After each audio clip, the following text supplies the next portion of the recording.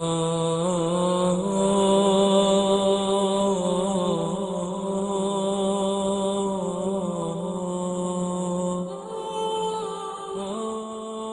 من أعظم نعم الله على عباده المؤمنين نعمة الإيمان والإسلام، ولا شك أن نعمة العافية هي من نعم الله العظيمة وآلائه الجسيمة علينا نحن البشر. ولذلك قال صلى الله عليه وسلم: من أصبح منكم آمنا في سربه معافى في بدنه عنده قوت يومه فكأنما حيزت له الدنيا.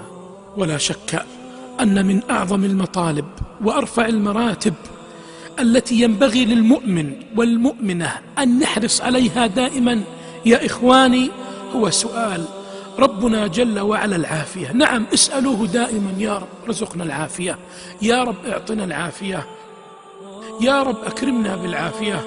فهذا نبيكم صلى الله عليه وسلم يقول: سلوا الله العافية، سلوا الله العفو والعافية، فإن أحدا لم يعطى بعد اليقين خيرا من العافية.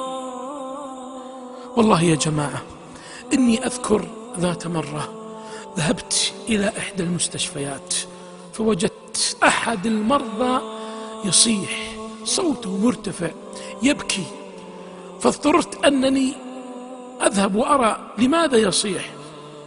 فسألت الطبيب، تدرون ماذا قال لي؟ قال لي: هذا عنده ألم شديد شديد جدا، لا يستطيع أن يأكل ويشرب إلا بشق الأنفس، وإذا أكل أو شرب أصابه ما أصابه مغذي، لكن يشتهي بعض الأشياء ونحن نمنعه عن ذلك، لكن نحن في جهاد معه.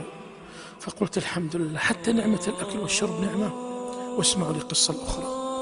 والله يا إخواني أحد رجال الأعمال الذي تقدر ثروته بالملايين، أعرفه جيدا، لا يستطيع حتى البول، أكرمكم الله، يبول إلا أنه يذهب إلى المستشفى حتى يبول هناك. لماذا؟ طيب، ولا بد له من عملية، ولكن عنده الضغط مرتفع والسكر مرتفع، فاضطر يذهب هناك حتى يوضع له بعض الأجهزة حتى يبول.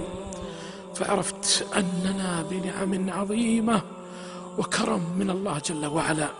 فلذلك لماذا بعض الشباب، لماذا بعض الشابات تجده: أنا ما عندي شيء، أنا فقير. يا أخي أنت تملك أعين تسوى ملايين، تملك أرجل تسوى ملايين.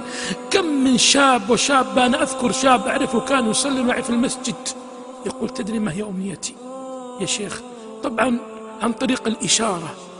قال: أمنيتي، وكان أحدهم يخبرني ماذا يريد، يقول: أمنيتي أني أسمع كلام الله وأنت تصلي، أريد أن أقول آمين عندما تقول ولا الضالين.